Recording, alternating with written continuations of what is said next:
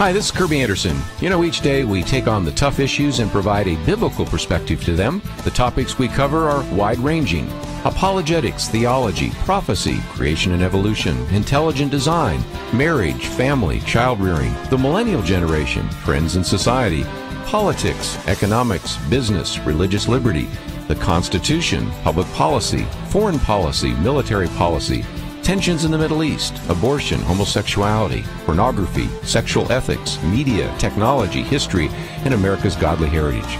We talk about anything that affects your faith, your family, or your freedom. So don't go anywhere, because Point of View starts right now.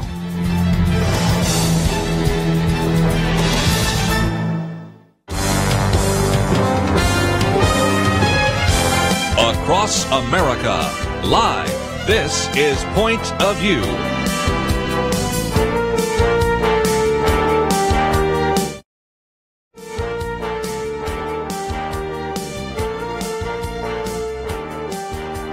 And now, your guest host for Point of View. And welcome to Point of View. I'm Debbie Georgatos. I just love every time I have the opportunity to sit in as a host and to substitute for Kirby Anderson, who's out today on Point of View. And we have, as I feel about my own radio show, there are always more topics than time. But I did want to start off today talking about a story that has just really captured the nation's attention, and a big development in it, which has to do with this package bomber in Austin, Texas. And he was, I'm sure many of you, or all of you listening by now, realize there was someone who was mailing bombs to homes and businesses in Austin. And this has been over about a 3-week period. I think the first one was March 2nd. But the great news that came yesterday, or at least the ending of the story news, was that the bomber was identified by police and by FBI involved, helping with the police and the sheriff's department. And he, in being pursued by the police, instead of being captured, he ignited one of his own bombs in his car and killed himself, did not hurt the officers who were pursuing him. But the reason I want to talk about the story today, it is, of course, it captured the nation's attention, and these are just horrific things. But when the story of who the bomber was came out, it prompted me to want to talk a little bit about that. The bomber was identified as a young man, a young white male. His name is Mark Anthony Condit. And the reason I want to talk about just a little bit was, and I'm sure, by the way, as time goes forward, there'll be more information that comes out about this young man, who he was and what prompted him to do this. He apparently left a 25-minute taped statement or confession on his cell phone, which the police did recover, and they now have access to and have played that. But so far as I'm aware, that has not been released to the public. But the young man, very young, I think he was 23, but the point of what I want to talk about today is that he was a white male, a homeschooled Christian young man. He'd been homeschooled by his parents. He had briefly attended community college, and was and apparently this 25-minute confession, which has not yet been released, does not indicate that he was particularly targeting any racial or ethnic group or sexual orientation. The motive behind this had a lot to do with his personal problems in life, whatever they may have been, and I don't know that. But the reason I wanted to mention it is I know that in America, the notion of the American left, never leave a tragedy alone, exploit it to the max. I think there probably will be some attempt to question, kind of what this young man learned in homeschooling. He wrote a blog a couple of years ago in which he advocated for traditional marriage. He didn't, at least everything published so far, he didn't advocate against, and he didn't speak in any harsh way against gay men and women or the LGBT lifestyle. He simply talked about marriage being traditional and intended to be between a man and a woman. That blog may get some attention too. In fact, it caused some people to wonder early on if his target had been that subject, but it does not appear that was the case. And as I say, I think Kirby and whoever is doing the show in the upcoming days and weeks may talk more about this. I just really want to put a marker down to say that we need to be very clear that much as the left may attempt to exploit this, this is not the fault of Christianity, homeschooling, or any of the other kind of traditional conservative things I think may be criticized as a result of who this bomber turned out to be. Of course, it is true that we're just deep sympathy to the victims, their families, their loved ones, all the people of Austin who were very living in fear and worrying about receiving the next package at their home. Even our sympathy, of course, to the bomber himself, who obviously a very disturbed young man, and to his family and the losses of all those people. There's just, these kind of tragedies. You do want to try to learn something from them, because this young man wasn't living at home. He had an apartment. He had roommates. He was the kind of young man where the people from his church and his neighbors all were just expressed just shock. It wasn't the kind of thing. There were a lot of red flags and signals and nasty postings on Facebook. There weren't those kind of things at all. So, it's just it's a story that will continue to develop, and I just want us to be very vigilant about not just conceding to what I think will be the left-wing effort to, in some way, malign his background. It's a tragic situation. Hearts go out to everyone, and the need to recognize, you dig in to find out what happened in his life is about all we should take from it, and find out what the psychological problems may have been. So that story came out, and I didn't want to ignore it because it's been a big story all week. But we have a lot of stories coming up on this show today, and I'll give you a quick run through so you know what we're going to be talking about. I'm going to tell you something that relates to the ongoing Robert Mueller investigation in Washington, the FISA court, the whole Russian dossier. There is an aspect of this that is maybe you'll think it's a little bit legalistic in nature, but it's actually not. This instance, this concern that the Mueller investigation, the FBI's investigation into alleged collusion between Trump and the Russians in the 2016 election cycle, it's had so many twists and turns and iterations. But what I really want to make clear today is how political, how just blatantly political, and in fact, the politicization, the making into political, the conduct of the FBI is in this case. A brilliant article written by Andrew McCarthy of National Review, which I will share with you when we come back from the break. I don't want to dive into it now because you need to follow the pieces that he's talking about. But Andrew McCarthy wrote something. And if you don't know the name Andrew McCarthy, he is a former federal prosecutor, a brilliant writer at National Review. I think he should have been Attorney General. I think he would be, of all the lawyers I'm aware of, he would be among the best as our Attorney General, U.S. Attorney General. And he was also the prosecutor of the Blind Sheikh. So he's had phenomenal national exposure, just a gem of a contributor to the American political conversation.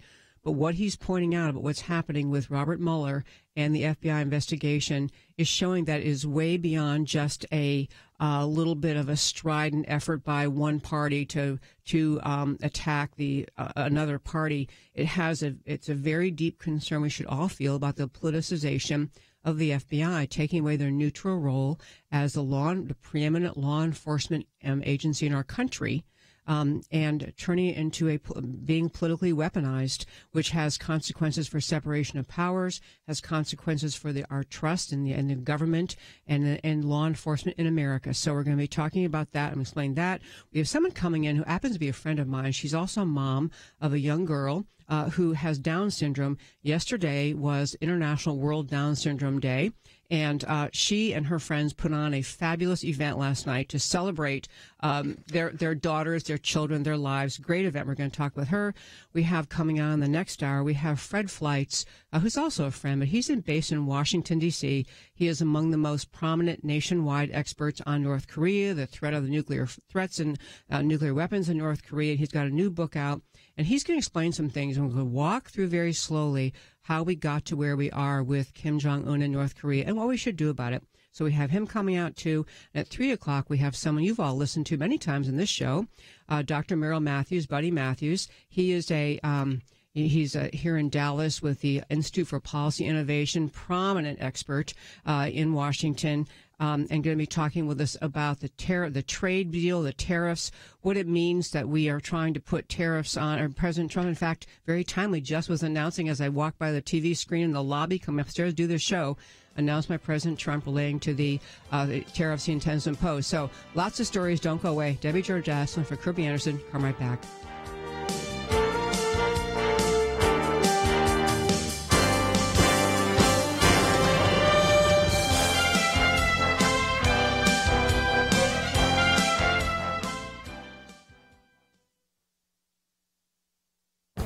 This is Viewpoints with Kirby Anderson. You know, Shelby Steele is a senior fellow at Stanford University's Hoover Institution and an African-American author and commentator. Recently, he was reflecting on the stark difference between the civil rights movement and the current liberal marches and protests. He says, unlike the civil rights movement of the 1950s and 60s, when protesters wore their Sunday best and carried themselves with heroic dignity, today's liberal marches are marked by incoherence and downright lunacy. Hats designed to evoke sexual organs, poems that scream in anger yet have no point to make, and a hysterical anti-Americanism. He says not only is there a stark contrast between the two, but there is also what he calls a lostness to the liberal marches. In the past, shame had a purpose. It was to expose racism, Jim Crow, and segregation. It was to remind Americans that we had a moral duty to right past wrongs and to fulfill the unfulfilled aspirations of the founders. He argues that today, shame has weakened. Liberal activists call the president and anyone who voted for him racist. The reaction from the president and many others is to roll their eyes because they know that the term has been devalued. As I often say on my radio program, when everyone is called a racist, no one is a racist. The term loses any meaning. Shelby Steele puts it this way: bigotry exists, but it is far down the list of problems that minorities now face. I grew up black in segregated America, where it was hard to find an open door. It's harder now for young blacks to find a closed one. All of this is worth remembering when liberal activists take to the streets and pretend they're in the tradition of the civil rights marches. I'm Kirby Anderson, and that's my point of view. From Affirm Films, Paul, Apostle of Christ, starring Jim Caviezel, rated PG-13, in theaters March 23rd. Information at paulmovie.com.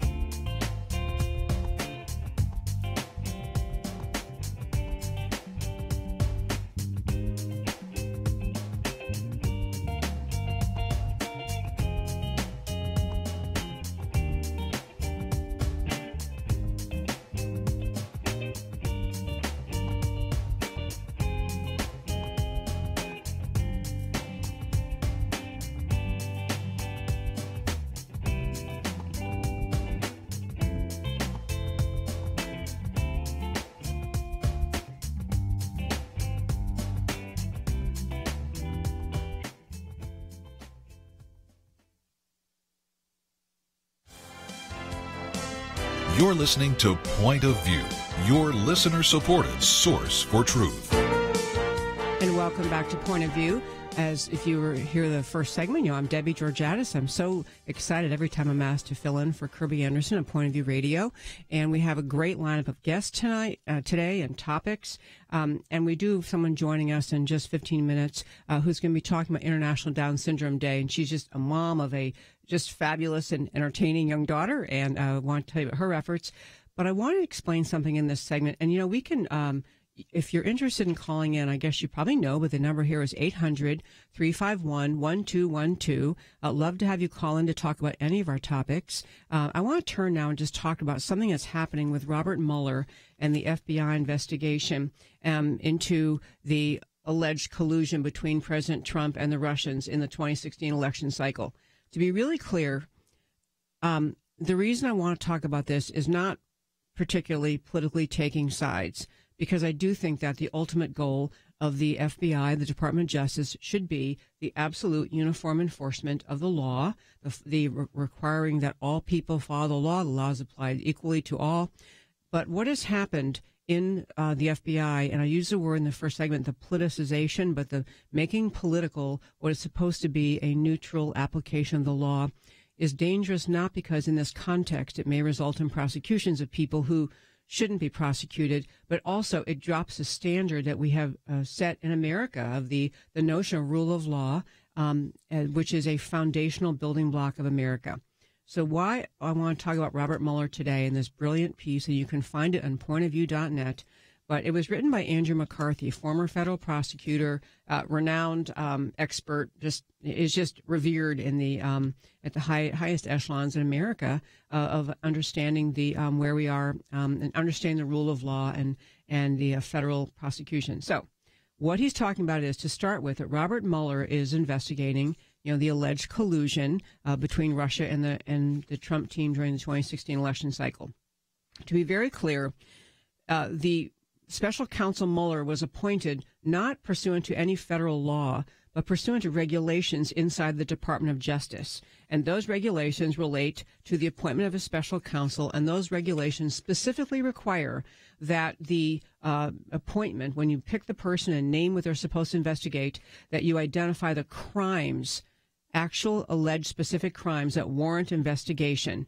And the reason to have a special counsel is because the Department of Justice is viewed in some particular case to be too conflicted to investigate in the normal course. So crimes that somehow have some, and those crimes are specifically what they are supposed to be defined for the special counsel. So in this case, Mueller, there was no crime alleged.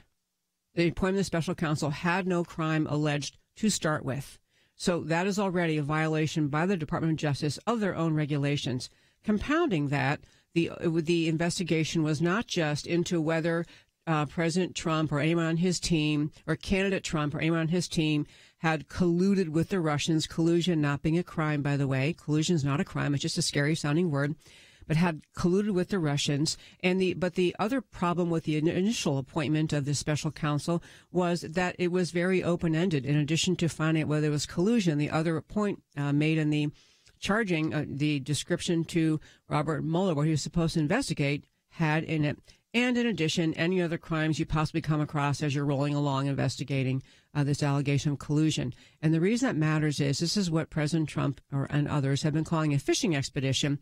But in particular, it has turned into what many people call a witch hunt, because it kind of goes into everyone Trump ever knew, ever worked with, and everyone that they might have worked with ever. It just goes on and on. But the particular new problem that Andrew McCarthy has identified, and which I cannot tell you how important it is to understand this when you recognize what will happen to America if our Justice Department becomes a political arm of one or both parties, is used by the parties to attack the other side. The description by Andrew McCarthy, then I'll explain it, but he says, Mueller is shredding Justice Department policy by alleging earth-shattering crimes, then cutting a sweetheart deal that shields the defendant, the person charged, from liability for those crimes and from the penalties prescribed by Congress. The special counsel, moreover, has become a legislature unto himself, promulgating the new grandiose crime of conspiracy against the United States. And he's doing that by distorting the concept of fraud. And let me just explain the two people that have been in the news the most and been charged, Paul Manafort and Richard Gates. If you didn't know what they were charged with, these are Trump allies. I mean, Manafort was his special counsel for a nanosecond, and Richard Gates is his longtime business partner. But what these two were charged with, to be very clear, massive bank fraud, $25 million in bank fraud, 9 individual bank fraud charges. So those alone would total 270 years in prison. 270 years, just the bank fraud. Tax fraud, also a major charge. 5 tax fraud counts carrying a total of 15 years imprisonment. This is on top of the charges made last year in the District of Columbia, Eastern District of Virginia. Those charges, the bank and tax fraud, were Virginia. In Washington, the charge made against the same two, Manafort and Gates, was money laundering in the amount of $75 million. So these are serious piled-on allegations, and all that the special counsel Mueller required Gates to plead guilty to, 2 minor charges. Conspiracy against the U.S. and a process charge. The reason I'm getting and telling you all of this, it gets around to what Andrew McCarthy has figured out that Robert Mueller is doing.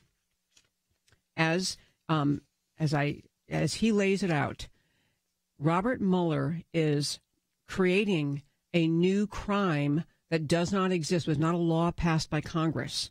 Robert Mueller is trying to make into a crime, as described by Andrew McCarthy, this newfangled, ever-elastic conspiracy against the U.S.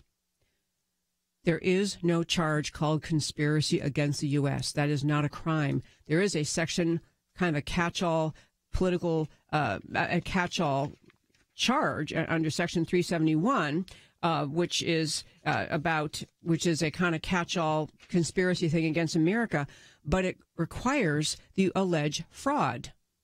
Conspiracy against the U.S. is not a crime. Conspiracy to defraud the U.S. is a crime. But when the way that the allegations against these two are worded, they are simply calling it conspiracy against the U.S. And so if you're the prosecutor determined to get people for things that aren't crimes, if you're permitted to create a new crime as a prosecutor, not Congress writing a new law, passing a crime, but the prosecutor coming up with a new charge and calling it a crime, you have abandoned the separation of powers. You've agreed that the executive branch, the prosecutor, can write law, which is the province of Congress, not the executive branch, and they can bring those charges and lock people up for things that are not crimes. This is so profound to recognize the convolution of and the other thing to point out, which the charges against these two people relate to, the acronyms they use are FBAR and FAR, and I'm going to tell you what they are. They're basically failure to file that you're acting as a foreign agent, and failure to make they're charges that basically people aren't ever charged for, but what Mueller is doing is trying to charge them with things they didn't do, failure to file their themselves as an acting on behalf of a foreign agent, and failure to register. These are, okay, here they are, thank you. Failure to file reports of foreign bank accounts, which is FBAR, failure to register as a foreign agent. They're trying to say that those two people doing that together constitutes a crime together of conspiracy against America. And the reason this matters so much, and I hope this wasn't too legalistic, but what Andrew McCarthy is pointing out is that Robert Mueller is setting up this prosecution and his job under special counsel to be able to create laws that aren't laws, and then prosecute for them, and then turn that same new theory he has come up with, this conspiracy against the U.S. Robert Mueller, could charge, for example, President Trump and his assistant, or whoever he spoke to in the White House, about whether or not he should fire Robert Mueller, whether or not he should, fire Comey. All the conversations that, if you can turn innocent conversations into crimes, you can turn a conversation about whether or not to remove Mueller into a conspiracy against the U.S. You drop the requirement of a fraud. You're essentially saying Robert Mueller is given himself an open path to prosecute anything he wants under this newly contrived conspiracy against the U.S., which, again, is not a law. I may come back to this later in the show because I know it's a little bit complex, but to understand the game being played by the prosecutors in this case, it is not just harmful in this case. It is harmful to America's ability to have and right to have a justice system free of bias. I'm Debbie Georgatos, and we're going to come right back after this break and talk with Felecia Benton. Don't go away.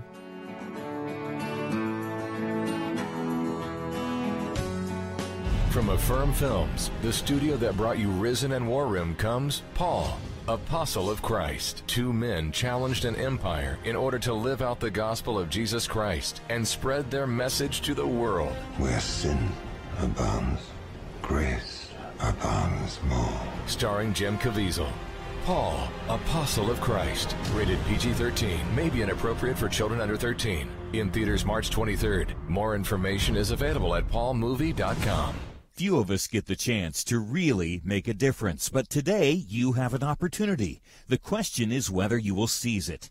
Becoming a Truth Team partner with Point of View magnifies your impact in this generation and perhaps for many to come. When you stop what you're doing and call us or give online, you invest in hard work that has changed lives and communities for 45 years. Grab this opportunity. Call 800-347-5151 or visit pointofview.net/team. Don't let this opportunity pass by. Join the team and make a difference. 800-347-5151 and pointofview.net/team.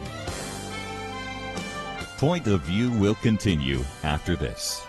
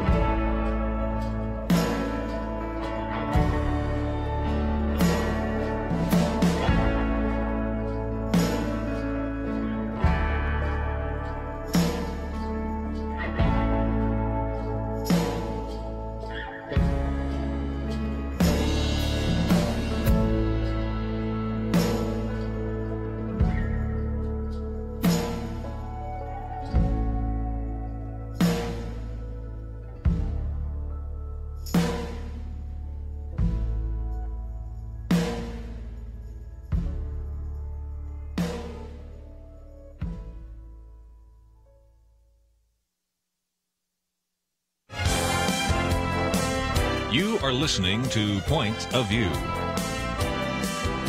The opinions expressed on Point of View do not necessarily reflect the views of the management or staff of this station. And now, here again, your guest host for Point of View. Hello, welcome back. I'm Debbie Georgatos. I just love when I get to fill in for Kirby Anderson. And today we have in studio, sitting right across from me, it's really great to have people in studio, is Felecia Benton, who we actually met through a mutual friend. But the reason I want her to come in today is that I think many of you may have recognized that yesterday was World Down syndrome. World Down Syndrome That's Day. right. It's called. And so Felecia has a daughter who's actually been in our house has Down syndrome. Is just the most entertaining child ever. But the reason I wanted Felecia to come in, I mean, first of all, I just love that in America, where we especially in the Christian advocacy for pro-life, for the pro-life view, that we take it beyond just encouraging the birth, but we celebrate the life of every child. So, That's right. Felecia put on something called the Think Out, Be Light fashion show yesterday. And so I want her to come in and just tell you about it. Well, and so, thank welcome. you. Yeah, it's so ironic that I'm here right now because Kirby Anderson is actually at the Lions Den, DFW at DBU, and I'm on the core team for the Lions Den. So we traded places. Yeah. It's really interesting. So that's the first really cool thing. But yeah, the Think Out, Be Light fashion show is our 4th annual event. We celebrate both children and young adults with all special needs. We do it on World Down Syndrome Day because that's, of course, special to me with Zoe being born with Down syndrome. She actually has no fingers on her right hand, too, which is, double awesome. So, yeah, we've been working for the past few years now with the Notre Dame School of Dallas and also with the Soaring Eagle Center in DeSoto, who both work with and celebrate children with special needs. So, but in this fashion show, it is the young children. I mean, Zoe and other children and adults. You're saying Yes, they ma'am. actually they're doing the fashion. Yes, ma'am. Which is really. You got to describe that. Yeah.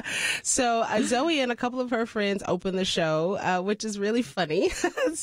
But they have a rehearsal at the very beginning of the day. And what's really cool for people to see is how well these human beings who are more like you and me than they are not understand, comprehend, take direction, and really actually take it to the next level.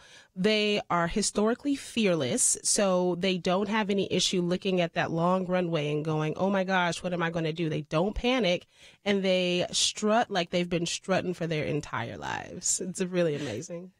So what is the age range? I know you said young adults too. All of them. So this year was really interesting. So we typically have worked with just children and young adults into their early 20s. But now that we work with the Soaring Eagle Center, they do a lot of work through their programs with older folks with special needs. And so the oldest lady, I think, who was in our fashion show this year might have been about 38, 39. So we just opened it up and allowed it to be expansive.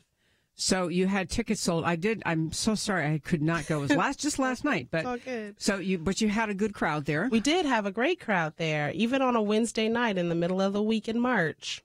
And I love, as I say, I want to say all we can say about what you did, and then just talk about how I just really appreciate so much this notion that for people who are really strong and passionate about being pro-life, that passion has to extend beyond encouraging people not to end pregnancies, because I'm certainly people, especially with Down syndrome, known to be carrying Down syndrome child, they're encouraged by their culture, by their family, that maybe this isn't wise, you ought to terminate this pregnancy. Right. And so, but to take beyond just encouraging life, but to celebrate them and Zoe is especially, okay, what was the song she's singing on your Facebook page? Oh my God. She's rapping. It's hit 10,000 views, which is bananas that my kid rapping to, 5 Little Monkeys or whatever that song is. And what's so funny about that video is that we didn't rehearse it. She had this idea in the car. She starts going, so I'm just going with her. And then she went a whole other way while we were doing that little video. She's so innovative. It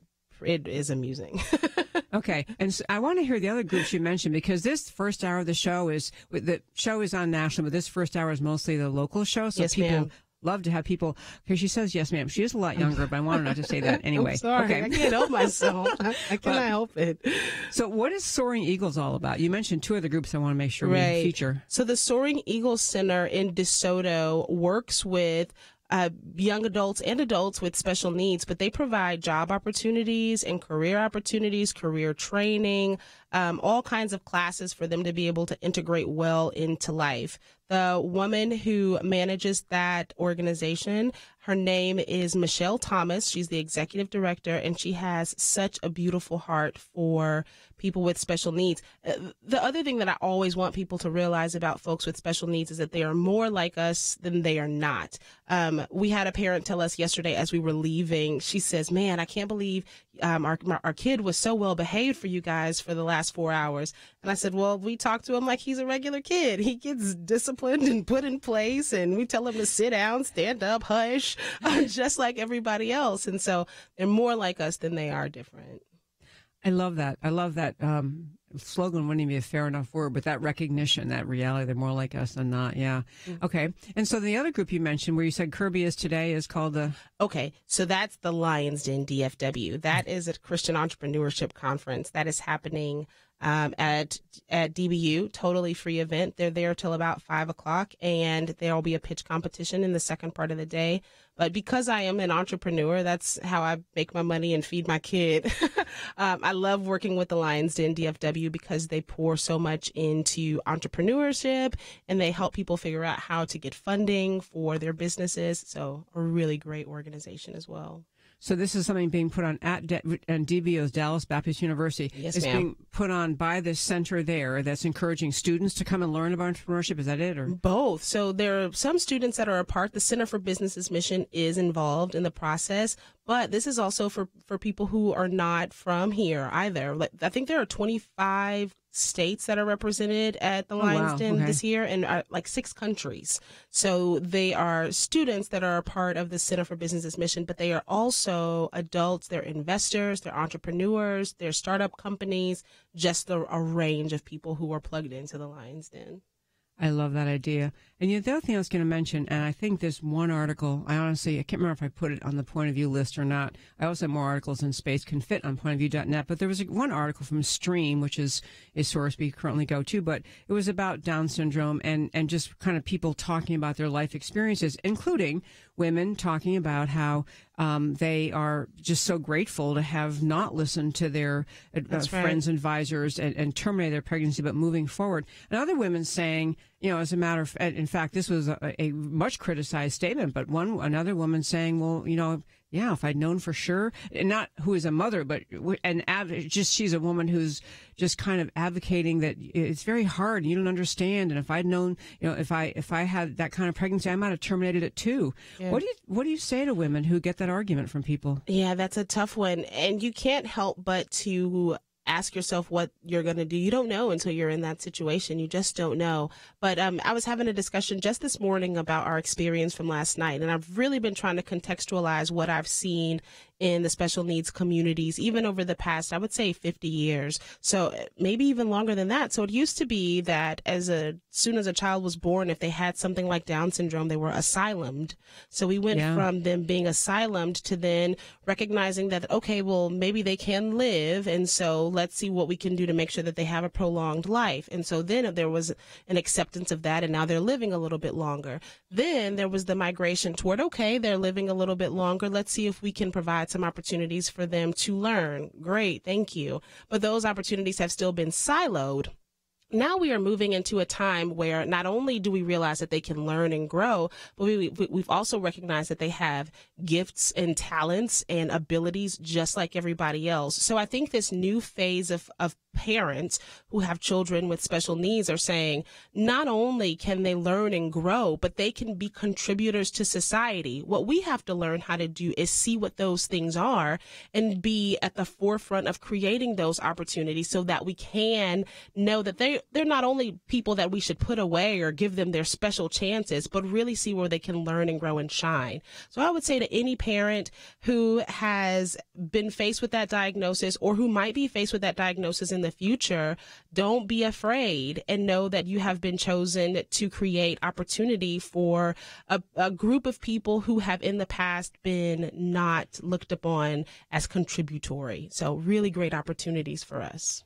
That is just so heartwarming, such a tender message, and honestly so needed because we are so quick in America to want everything to be perfect and to want and to not have to, but the notion of just we're all individuals with limitations and gifts and talents and challenges. And, that's right. And this notion that we're going to treasure these precious young babies and children and young adults, I just love that. So about 35 seconds left. Is there any place people can go learn more about what you do? So 3 places actually. If you want to learn more about Think Out Be Light, you just go to thinkoutbelight.com. It's called that because we encourage people to think outside themselves and be a light in the world. You can learn about our company, the Zoe Communications Agency, at zoesayshello.com. And then myself, I know she owns everything, myself at Felecia.com. Felecia Benton, thank you for coming in. Yes, ma'am. Thank you. We'll be right back.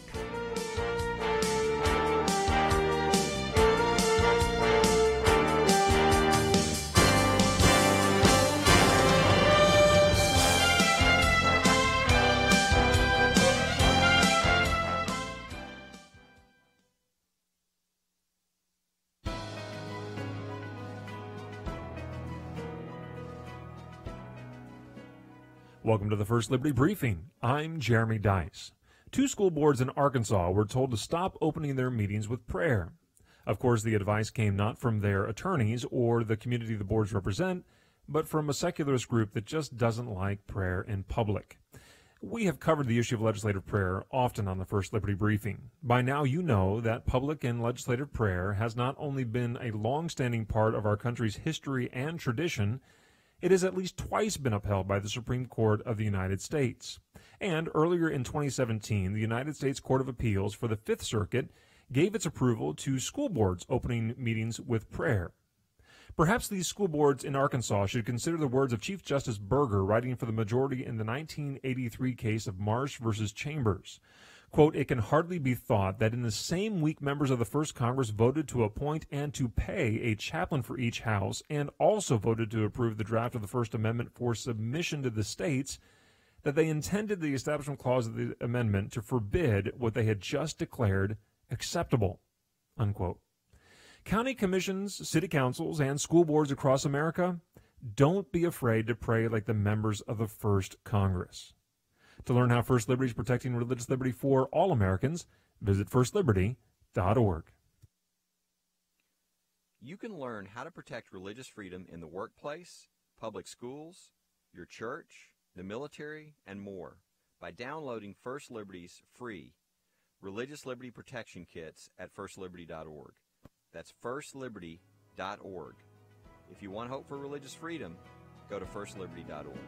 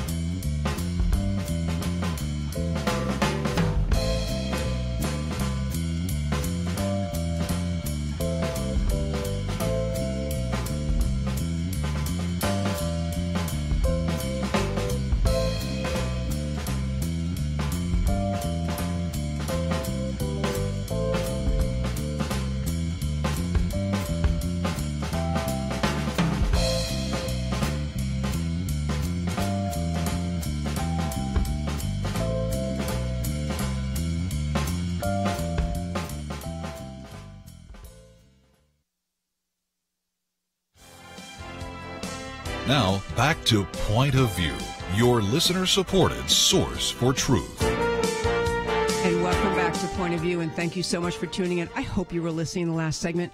Felecia Benton was here, and she is the mom of Zoe, the extraordinary, who's a young girl with Down syndrome. And her mom, who is just leaving the studio now, put on an event in Dallas. And I think they do things around the country like this.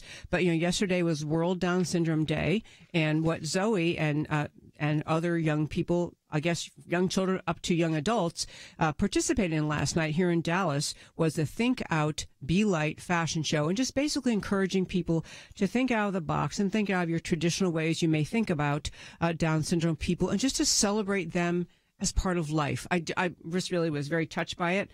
Glad that Felecia could come in and tell you about it.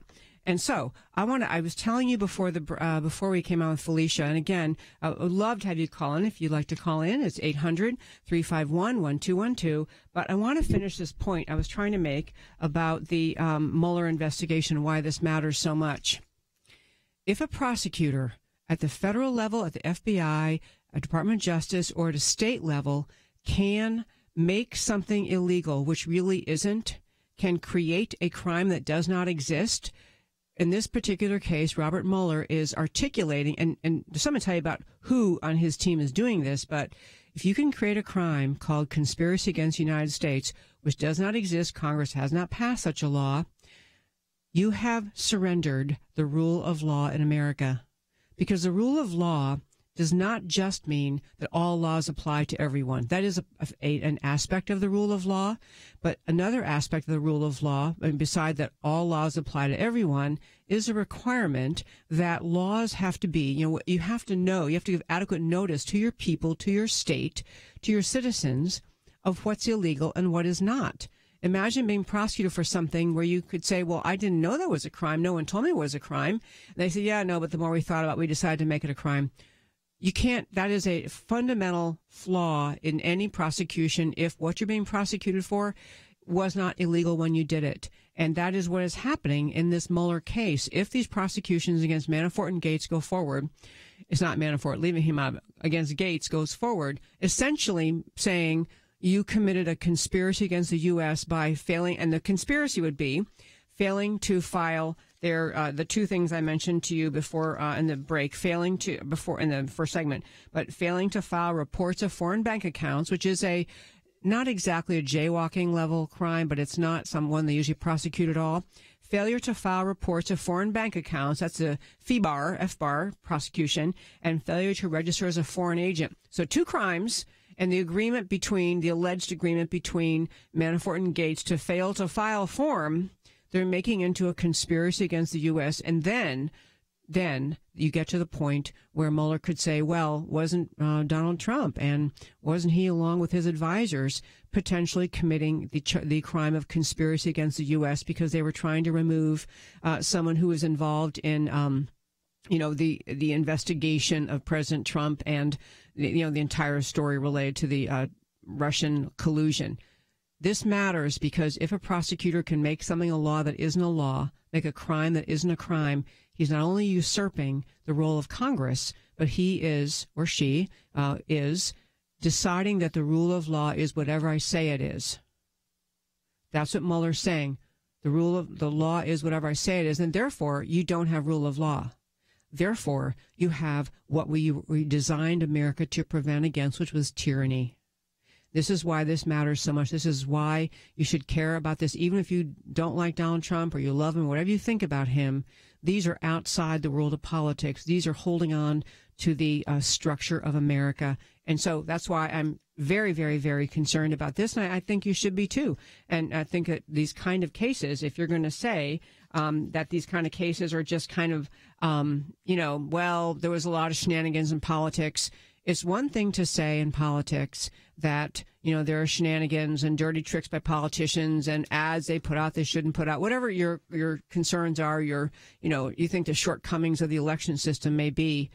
This is not about this. This was the effort. I guess I'm going to finish on this Mueller thing, and I'm going to turn to my college stories some other time because I want to finish this Mueller thing. And invite your comments. I see there were quite a few comments on Facebook. Thank you for listening on Facebook Live. That's great. And I can't quite get your comments while I'm on air, but I saw on the break that there were comments, and feel free to call in if you want to talk about them. But the other thing that the Mueller investigation is uncovering in America, and which is just a whole nother vital aspect of holding on to the rule of law, is that it now appears that between among the higher levels of echelons of the FBI and the Department of Justice, there was a willingness to go after a political opponent. That political opponent being, this is during the 2016 election cycle, so people who were supporting Hillary Clinton. There was a willingness to use the processes of our federal government, the Department of Justice, the application made to the FISA court, the Foreign Intelligence Surveillance Act court, to present the FISA court with a just completely hoaxed, fake document created and funded by Hillary Clinton, using a Hillary Clinton,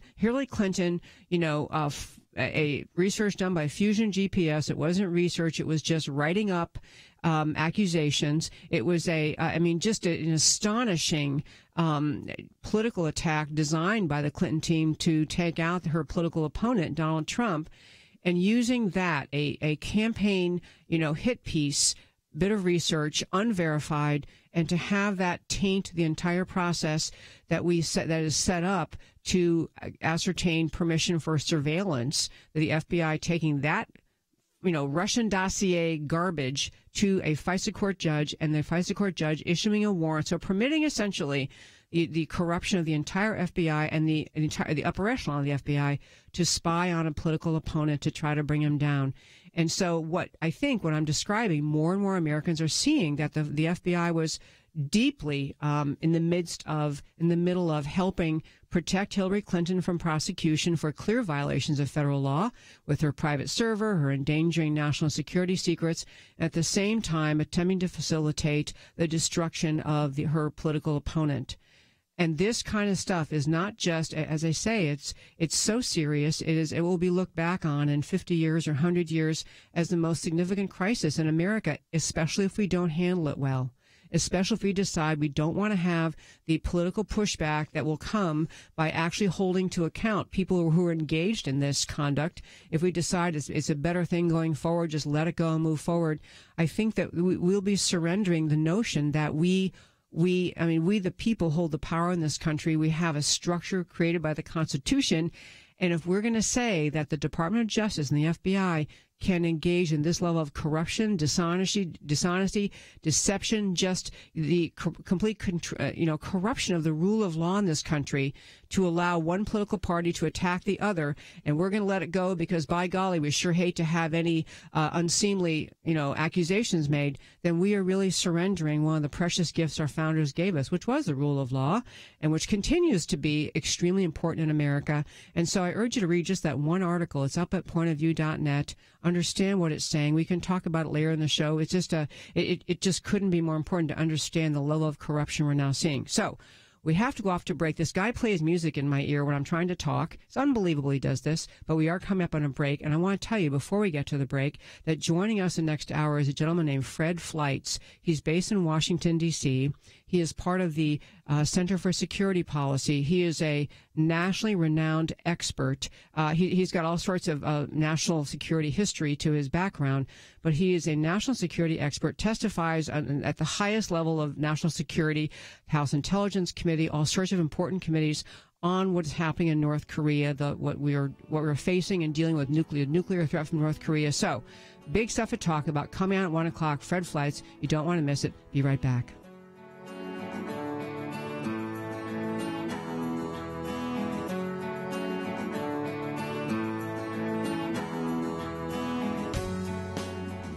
From Irwin Brothers Entertainment comes I Can Only Imagine. The untold true story of Mercy Me's Bart Millard and the power of redemption and forgiveness. My dad was a monster, and I saw God transform him. I didn't think that God could do that. I Can Only Imagine. Rated PG. Parental guidance suggested. Now playing. More information is available at ICanOnlyImagine.com. When you listen to the news, do you ever feel like you're living on a different planet from those presenting the headlines? We've always known there was a subtle bias, but today, it's about as subtle as stepping off a 1,000-foot cliff. The only way to counteract that bias is with the truth. To join the Truth Team at Point of View, your support will educate and encourage potentially millions every day. Don't let lies win. Step up so that lives and our nation can be changed. Join the team at pointofview.net/team or call 800-347-5151. pointofview.net/team and 800-347-5151. Point of View will continue after this.